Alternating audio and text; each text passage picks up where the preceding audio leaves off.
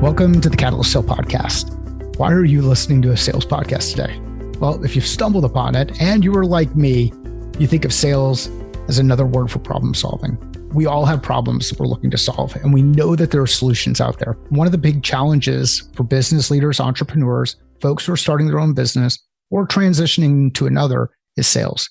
Well, why do we struggle with sales? This could be due to a lack in confidence, comfort, just not wanting to be salesy. We want to help our customers. We know we can, but we complicate the process.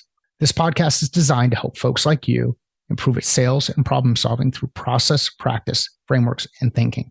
I'm Mike Simmons. I'm the founder of Catalyst Sale. This episode is brought to you by the Catalyst Sale Game Plan. As you know, this is our approach to goal setting and execution. If you'd like to find more information, head to catalystsale.com/game plan for more information and download. Luke Thomas joins me today. He is the founder of Friday and the author of the Anywhere Operating System. This is Luke's second appearance on the show. I'm really excited to have him back. Luke, it is awesome to hear and see you again. How are you doing, my friend? Good. I'm staying busy, moving, 2 kids, and the business is, continuing on. So it's been a bit of a hectic time, but I'm having a lot of fun. I haven't been paying attention to pictures, but don't forget the dog. Yeah, 2 of them. Yeah, 2 of them. See, so there we go. Too many these days, at least. You just double up on things. Is that more of a having redundancies and not having single points of failure, or is it just 2 is better? Like, what's the? It's split second decisions, I suppose. At least with the second dog. That's awesome. Hey, yeah. You just since the last time you were on, you've published a book. Let's talk a little bit about the book and kind of what's going on with Friday and where things are and why you wrote the book. And then we'll get into a pretty deep discussion around some of the things that you covered there. So let's start with, why'd you write the book? Yeah, so it's a really good question because if I were to go back 5 or even 10 years, writing a book would have probably been the last thing I would have done or thought I would do. I don't really consider myself much of a writer. Certainly, I find writing to be therapeutic at times, and it's a good way of clarifying your thinking, but it's not necessarily a strong suit of mine. And however, what happened over the past 18 months in particular, clearly as a byproduct of COVID, you have this enormous number of people that are now working from home. They're working from anywhere, and they are all going through this thing that I went through many years ago. Right. I started working remotely and for distributed teams in 2013, 2014. Right. And at the time back then, Basecamp, they released this book called Remote Office Not Required. And it had a huge impact on how I thought about this idea of, maybe I don't need to live in a major city. Maybe I can kind of do interesting work no matter where I decide to live. And at the time, that book was great because it was really focused on convincing a leader why they should really think about this. But nowadays, it's less about trying to convince you to do this. And it's more about hey, you're in this situation. How can you make the most of this, scenario so that you can continue to move your business forward and make life better for all of your employees. And so the narrative and the conversation has completely shifted. People don't need to be convinced to work from anywhere because they are. Instead, they need a series of more tactical tooling and guidance on how to actually make it work. And so that's the reason why I wrote the book, was because I just kept hearing the same questions over and over again. I've been spending a lot of time researching, digging into actual research on this, and also talking with a bunch of our customers while simultaneously working remotely. And it's maybe I should just give this a try and then try to open source it as much as possible because A, I think it's good for the business, but B, I think it's something that, I'm just trying to do what a lot of the other distributed companies have done in the past, which is really just try to be overly generous and help, right? Because people are still trying to figure this out. We're still in the early innings, even though we're 18 months in. This is a massive shift that doesn't if you think everything's unfolded over the past couple months, it's no, there's a lot more here. There's a lot more process change that needs to happen. And so ideally, this is a user manual for making that change actually happen. I'm sure there's people that are out there saying, okay, you keep saying the book, but nobody said the title. The title of the book is The Anywhere Operating System, and you can get it a couple of different ways. And Luke's made this really accessible to folks. So I had bought the Kindle version and then sent Luke a text and said, hey, where's the Audible version or the audio version? And there were multiple ways to do it. You could go to the Friday YouTube channel and subscribe there and view each of the chapters and listen to the chapters there. The way that I actually consumed it was on Spotify. And we'll include links in the show notes so that everybody can get access. But it's the Anywhere Operating System. The thing that I really liked about the way you led things off, and we'll transition into a deeper conversation rather than just kind of talking about the book broadly. But the thing I like how you led things off is you said you wanted to get past theory and talk about more practical stuff. Like what can people actually do? What does it mean? What are the stories? And you had Aisha join you in the book to share her personal experience related to onboarding. So why don't we get into a discussion about like practical application of work from anywhere and how it's changing the operating environment that we're all in right now. Gets thrust upon us because now we get to work with at home and with kids and all that other kind of stuff. I've been fortunate enough. I've worked from home since 2003. It was the first time I moved into I had my own office in a house. And that's more common for people on the revenue side of the equation inside organizations, because many times your customers are distributed. It doesn't make sense for everybody to come together in a single office unless you're an inside salesperson or some other role. But so we've had this thrust upon us. Now we're going through the process of onboarding people. How has onboarding changed in a work from anywhere environment? And how should we be thinking about onboarding in that work from anywhere environment? Yeah, it's a really good question. I would say this is probably one of the biggest pains people experience, right? Is before, like, let's think about like what before looked like, right? And to be clear, I don't think before was perfect. Like a lot of companies, most companies I've ever worked for, onboarding was kind of just like an afterthought, oddly enough. But before, what would typically happen, right, is that, day one, you walk into the office, you're introduced to coworkers. The whole time you're like constantly like taking in all of this data and this information. It could be like company values on the wall in the office.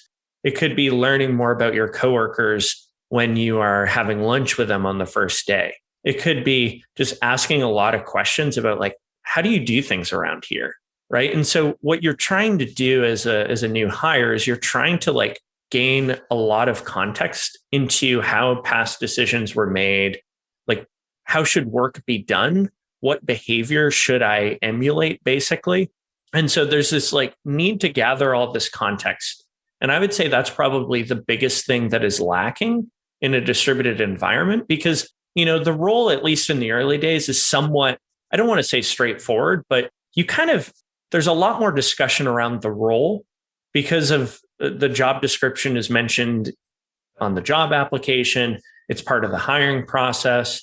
And so you tend to walk in having a decent understanding of like what is expected of you. It's not as good as it can be, but that's where there's a lot of discussion. But there's very little information and context that is relayed. It tends to, you just learn it over time and through a lot of trial and error. And so in the book, I really try to outline how we think about it. And I would argue that the key is really about establishing this rich context. It could be having a place where you can quickly and easily learn about your coworkers and like what makes them tick. Like, here's how I like to work. Here's what I am responsible for. Here's what I like doing outside of work, right? So it's like context about the people that you work with. Then it's context about your role, which I discuss as kind of like this. It's not a user manual, but it's basically like a scorecard for like, what does success look like? How will we know if you're knocking this out of the park? Sometimes it's not really known, but at least you can you write something down and then you can reference it later. That's a start. And then there's also kind of this element of like goal clarity, right? And that kind of feathers into the role. But it's like, what are we trying to do over the next quarter? What are we trying to do over the next month? What are you trying to do over the next quarter? Or what do we hope that you will accomplish over the next quarter? So I mentioned in the book, it's kind of like roles and goals is a huge piece of the puzzle, but then it's providing rich context. So for example, is there a way for a new hire to be able to easily access past like company announcements around strategy, around new hires, around goals. Like, is it possible to see all of the company goals in one place and to see who is responsible for what? So this is all this context that builds up over time as you work at a company, but is oftentimes not relayed outside of like a meeting or just like through trial and error. And so I would argue that that is the most important thing. And unfortunately, there's, you can use software like Friday to help with this. However, this is something that you can't just do like 20 minutes before you onboard someone. This act of like capturing this context and making it accessible and shareable involves a lot of pre-work before the fact, right? And this is probably why people don't actually do it that often, is because they feel a pain, but the solution to the pain is doing the work beforehand, right? And so that's something I really try to harp on a lot in the book, is like what you are missing in a work from anywhere environment is context more than anything. It's such a critical point, and it's more of like a blinding flash of obvious too when you talk about it. Like when you run into communication challenges, or you run into uncertainty, or you run into confusion, many times this confusion, uncertainty, challenge comes in, or many times context plays a key role in that confusion. The context of, oh yeah, I'm really excited to do that, could be, I'm getting ready to go to see the Isles play in Game 7, the Stanley Cup, or it could be, I'm getting ready to do my taxes. If I know it's the tax thing, I know there's probably some sarcasm in that. If it's going to see a sporting event that I'm excited about, there's probably more exciting, but the context matters. If I don't have the context, it's really hard for someone to read that statement on a piece of paper or in a Slack message and say, oh, I know what the meaning is there. Why do people struggle with the design aspect here? Because like what you're talking about is designing for success, taking the time and saying, okay, here's what I expect good to look like. How do I design backward to put ourselves in the best position to get to good? Why do we struggle with design and tend to focus more on like the symptom that's happening at a point in time and feel like if we just keep reacting to these things, we'll make it better over time through brute force? Why do we take a brute force approach versus a design approach? It's a really good question. How I kind of think about this problem, the onboarding problem, let's say, why do most companies not have the context stored in an accessible, transparent way? And I think there's a couple components. The first is that the act of documenting, it could be recording a Zoom call, it could be writing things down, it could be recording a series of like Loom videos where you walk people through things. That requires some level of intention and care, right? You have to, instead of holding, a meeting in which you share the same thing over and over again, you are making the decision to document something so that it can scale a little bit better. And so before COVID hit, we have basically been conditioned to behave in a real-time way, right? The office was all about hanging out in person, bumping into coworkers. Meetings were cheap. Coordination costs were low because everybody was in one place. And so it was just easy to do things in real time. Well, now with people working different schedules, maybe across different time zones, you basically have to rewire your operating system. And so that takes time and effort. So that's part one. And you're just not used to it. I think over time, people will make that transition, but it's not something you just kind of tiptoe into. Or if you do, you end up creating, like there's some short-term benefit, but oftentimes the behavior doesn't stick. Because what we're talking about here is behavior change, right? How can I go from holding these 5 onboarding meetings to documenting things better and then sharing that in a scalable way, right? That is process and behavior change. That's really difficult to do as an individual. It's even more difficult to do with a group of people. So that's part one. I would say it's just behavior change at scale, and that's notoriously difficult. The second is honestly, and not to like tout what we're working on, but I really think that the tools do not really accommodate this well. So the tools that we use for the most part, Zoom, Slack, and others, they were built for a world where most people were in the office, and now they're kind of playing catch up. And so let's use workplace chat as an example. It's like you have the ability to create different channels and have streams of chat messages in those channels. There is some ability to filter, but at the end of the day, like an announcement from me, if I posted in, let's say, the general channel as the CEO of a company, could be quickly followed up by what people are having for lunch. And so the conversations are basically treated the same way. And in reality, like that's crazy. And so I think that the tools, I would argue, really need to catch up in terms of workflow in particular. What are the workflows that the best distributed teams and companies have adopted? How do we make that easier so that you can transfer things from, I call it kind of like RAM. It's like in your, if you think about a computer analogy, it's like RAM is how you process things on the fly, right? It's like for your gaming and other things. But then at a certain point, it's like if you want to save that Microsoft Word document, you got to store it to the hard drive, right? And so there's this need to transition from RAM, like that kind of constant processing, into more long-term memory. And the workflow associated with that, I would argue, is critical. We think that there's a role for tools to help.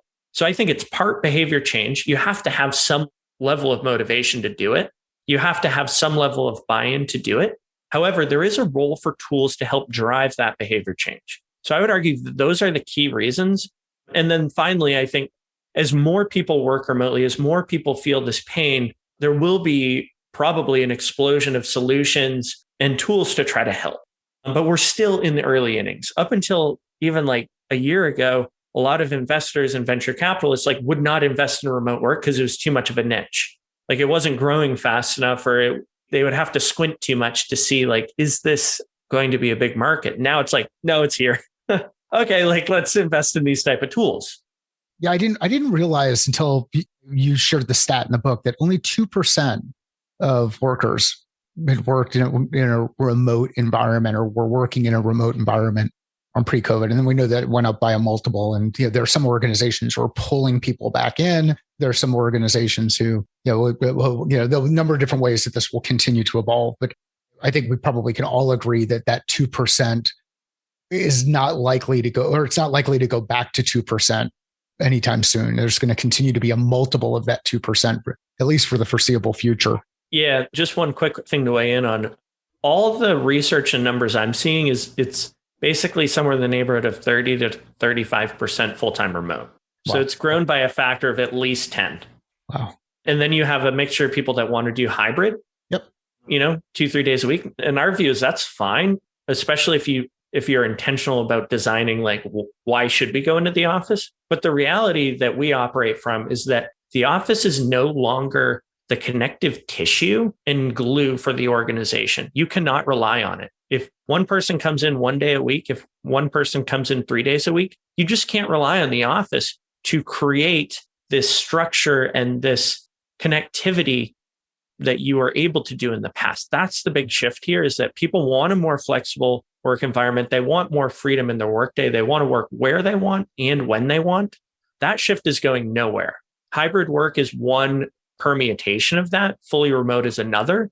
But this is so clearly the way that the future is going. And organizations will need to figure this out, which is why, I wrote a book.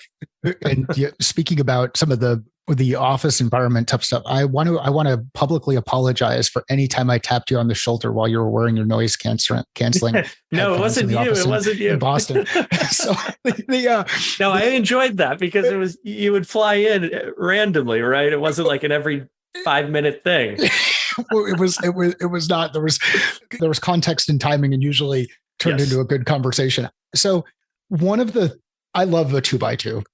Whether you're going to the Eisenhower matrix, or you look at some of the stuff that I've done around known problem, unknown problem, known solution, unknown solution, and you have a 2x2 that you deliver in the book as it relates to how to make an effective decision around what's the right type of communication tool or medium should I use in order to convey whatever this message is.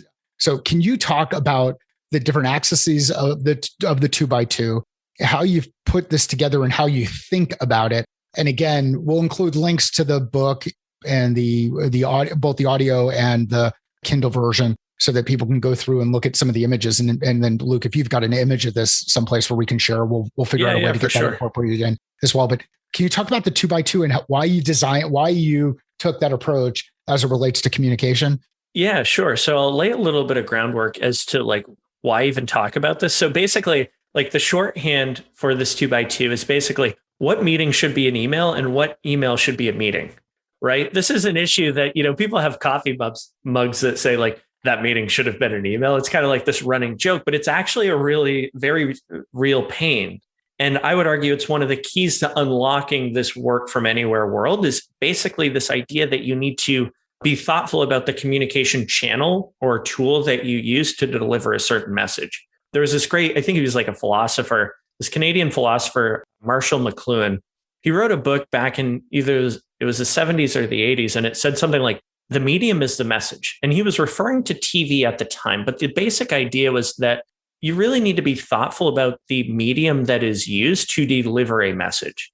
I've read so many books over the years where people talk about like how to say the right thing, right? How to be more charismatic in the moment, how to say the right thing. And what I'm trying to kind of encourage people to do here is basically think about the channel, because the channel has an outsized impact on the way that you are understood, right? And so the 2x2 feathers into that because, so many people are swimming in meetings these days, or they're drowning in Slack notifications. And it's like, is there a better way? Well, I spent a ton of time researching this, and I have hopefully a useful framework. I actually pull it up here. So I'm going to kind of look at it while I talk about it, just so I make sure I'm conveying it. But the basic idea is that on one axis, you have relationship strength with the people or the person that you're talking to, right? So on one hand, do you have a good relationship? Do you have a strong relationship with the person? Or do you have a weak relationship with the person, right? So we think about relationship strength as one of the variables.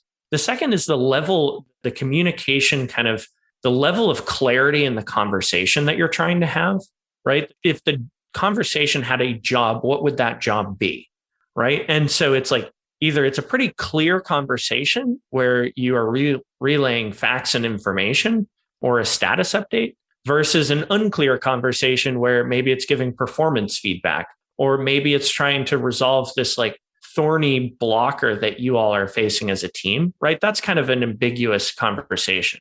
So then the question becomes, well, how do you like pick the ideal communication tool for the job at hand? And the first thing I'll admit is that this can shift through the course of a conversation, right? So this is not meant to be prescriptive. This is more meant to kind of like help you think about it. But the basic idea is if the relationship is strong and the conversation or the communication clarity is pretty clear, well, then you should default to asynchronous communication or written communication, or some just type of written communication. You could use a tool like Friday, you could use email, you get the point, right? And the reason why is because it's pretty straightforward.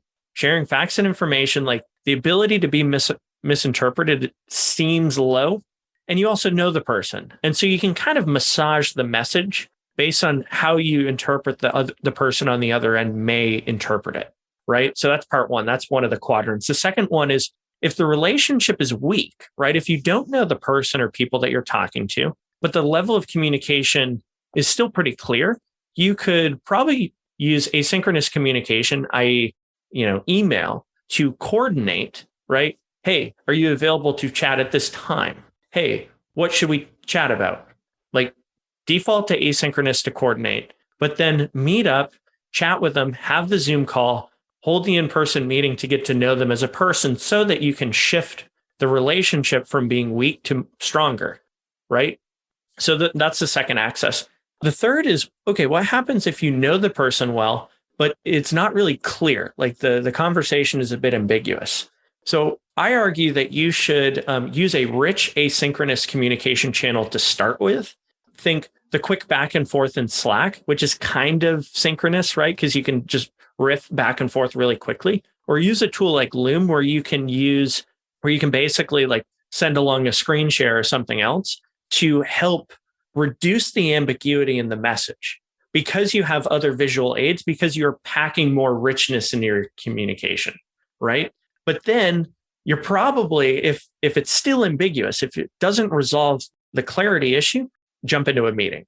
And so a perfect example of this is when you quickly are going back and forth over workplace chat, like quick back and forth, boom, boom, boom, boom, boom. And it becomes very obvious that you both are on a different wavelength, right? It's like really obvious. It becomes I don't know what you mean. I've never had one of those things happen before. Yeah. Well, it's like the way I describe it is like, it's like you're on the treadmill and you're not really going forward. Right. Yeah. Right. Well, when that happens, switch the communication mode so that you can get like a more rich dialogue, so you can interpret their body language, their tone of voice, and other cues to better understand, to get on the same page. Right. So that's kind of that third quadrant. Then just to reiterate, that's when you know the person and when things are unclear. Now, what happens when you don't know the person and when things are unclear? It's like, well, just hold the meeting. Right? Because what you need to do is you need to not only get to know the person and kind of figure out like their personality and what makes them tick, but you also need to resolve and clear up and get on the same page, right? You need to create some common ground here so that you can move forward. And so, yeah, this 2x2 in a nutshell is like, do you know the person? Yes, no, or kind of? What is the type of conversation you're having?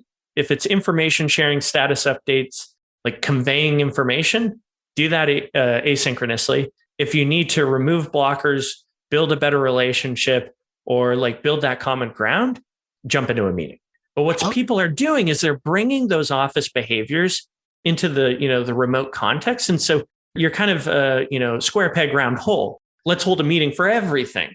It's like, whoa. Even for just to go around in a circle and share status updates, like, how about we share the update? We disconnect the information sharing from the meeting, and that we then walk into the meeting with the information or the updates that were shared as a bedrock for better discussion, right? So there's this kind of interesting combo that you can do as well. So anyway, that's the point of the 2x2. I think, once again, it's like, this is probably the number one pain that people are experiencing, is this mismatch between like the message you're trying to deliver. I've had people give me like performance feedback basically over email. And man, I'll tell you one thing, I interpreted that the wrong way. It is one of the things that jumps, and I'm imagine this is resonating with a number of folks out there, where they're either smiling, they're nodding their head, they're laughing a little bit. They might even be holding their head in shame because they've perpetuated this kind of environment where they've used the wrong tool in the wrong context to do the job. And I think you talk about this in the book, but the craftsman who's now using a hammer when they should be using a screwdriver, and a craftsman wouldn't do that. Like they should know that they've got the tools that are available. What really becomes a challenge, especially as you bring new people into an organization where you're just working with people who are really busy, it's, you know what, I've got a hammer right next to me. Rather than go in the other room and grab the screwdriver, I'm just going to take the hammer and bang away here at a little bit, because I want to move on to the next piece.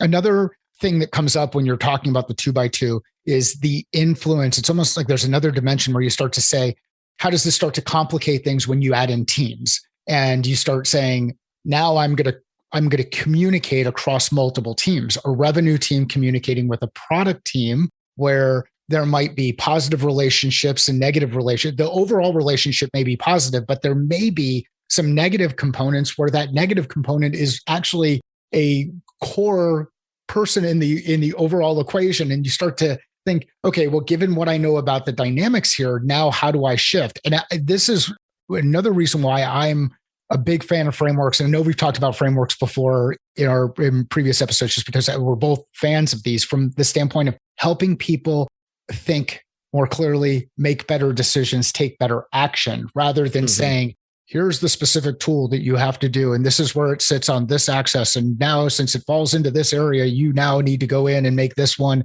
a 10-word Slack exchange. And if it gets to 15 words, then it has to trigger into a meeting. Like, it's just not, it's not that technical. It's more about observations so that you can have context and make effective decisions. One of the other things that I really liked about what you talked about, and I know you brought in some of the Amazon stuff around the pre-read, and in other aspects, you talk about trust. So how do you, and accountability, and how do you reconcile inside an organization when the organization is just going really, really fast? They've got a lot of things to do, and people aren't coming to the meeting doing the pre-read because they just didn't have enough time to do the pre-read to be prepared for the meeting, which ultimately slows down the meeting. And the story that comes to mind for me, the quote is, and I forget if this is a Pascal thing and then was also repurposed by Twain, but I'm sorry to have written such a long letter. I didn't have time to write a short one. How do you reconcile with this idea of accountability and trust that people will do the pre-work to come into the meeting so that it's effective for everybody in the meeting? Any thoughts around that? Yeah. I mean, there's a huge amount of variance depending on the team or the company, but this is really where I see tools helping, is because half the time, at least based on my personal experience, which led me to work on Friday, was that it wasn't a lack of desire. It was like there were just too many bottlenecks, right? So we'll use the example of like you have a Monday morning staff meeting and you use that staff meeting to go over like, here's what we need to get done this week. Like, here's what I aim to accomplish. Here's what I accomplished last week, right? And so if you think about like that type of meeting, right? Let's say it's once a week, Monday morning, and previous company I worked at, we set a goal and we were like, hey, let's fill out this Microsoft Word document on Friday. Then we can walk in and we can like really quickly walk through kind of that context, and then we can have better discussion. Well, what would happen is that each person had to set like a calendar reminder to fill the thing out. Some people would fill it out, some people wouldn't. So Monday morning rolls around and some people have done it, some people haven't. The boss, if they're not busy, which they're usually busy, needs to chase around and ask people for updates, which they don't really want to do because they don't want to be that person, right? And then if people do it, sometimes they do it 10 minutes before the meeting, right? And so they're like quickly typing things up before the meeting happens. And then you walk in, no one's read it. Well, it's partially because someone just was filling it out 30 seconds before the meeting started. And so then the boss is like, okay, I do not have a guarantee that these people have read this thing. Let's walk through it. Let's resort to going around in a circle, sharing what we're working on. And so there's like 5 or 6 different ways that this process can break down. And I think our view at Friday is like, what if a tool could help you reduce and kind of create more predictable communication by using automation and workflow to help? You know, instead of setting a calendar reminder, what if you just received like a Slack direct message or an email that said, hey, like it's time to fill this thing out? What if when you didn't fill it out, you got a final reminder instead of your boss running around and asking you? What if like you could automatically roll things up into a nice report that you could bring to the meeting?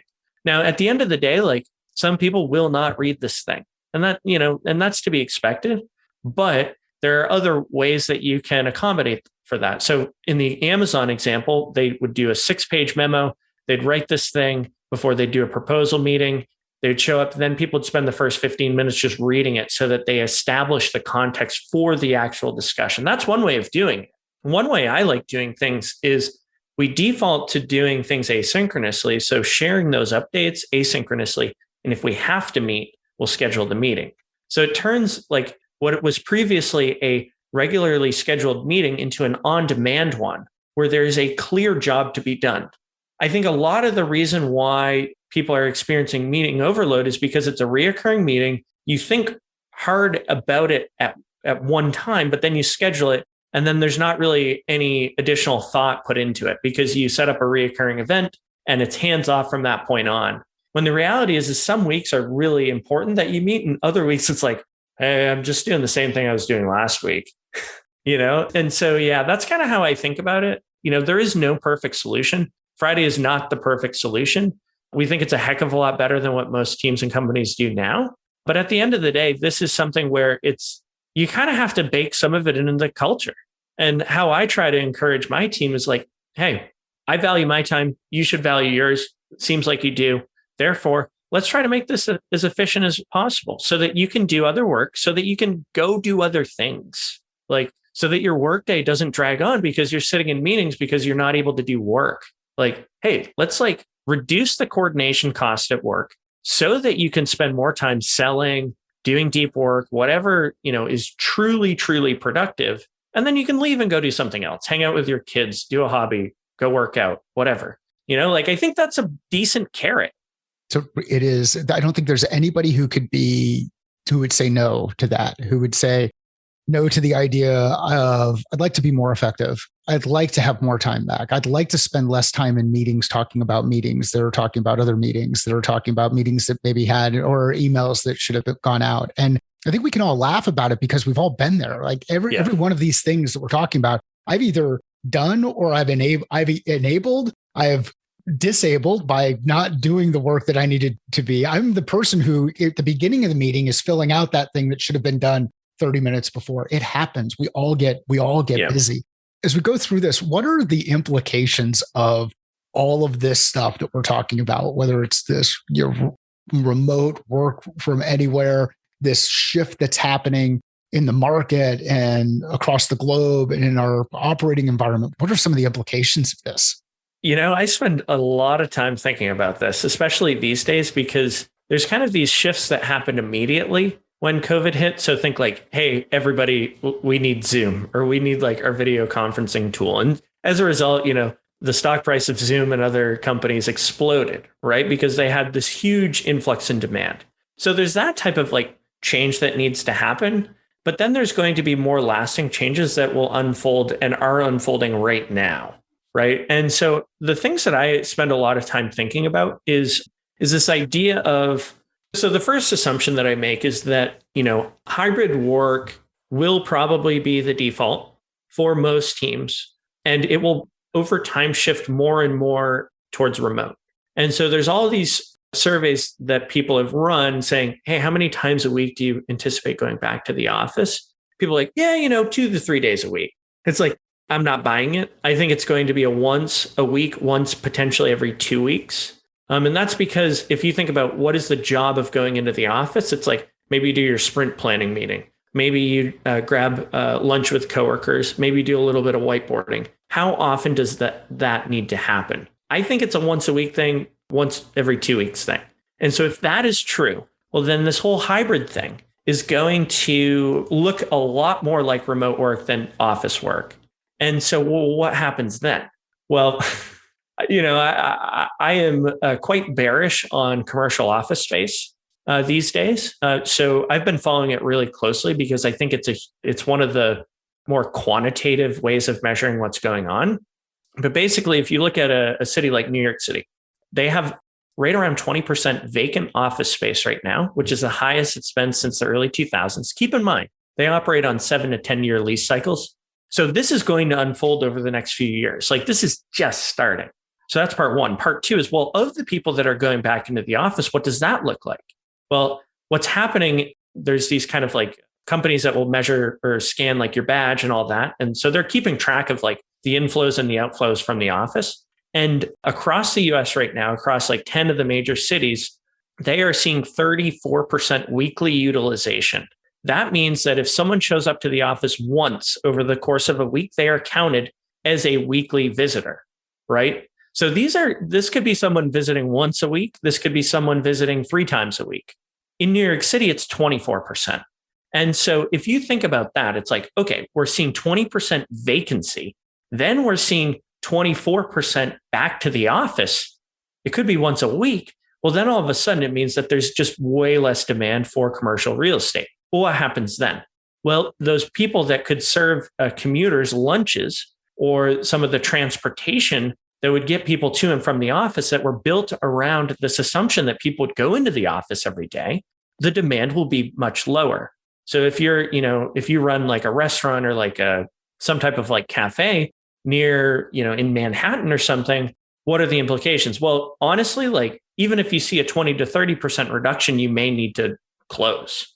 So I think about that and I say, okay, the city centers, quite frankly, are screwed, at least for a while, because of this shift. And so, I expect this is going to transpire over, call it 3 to 5 years. Like it's not all going to happen overnight.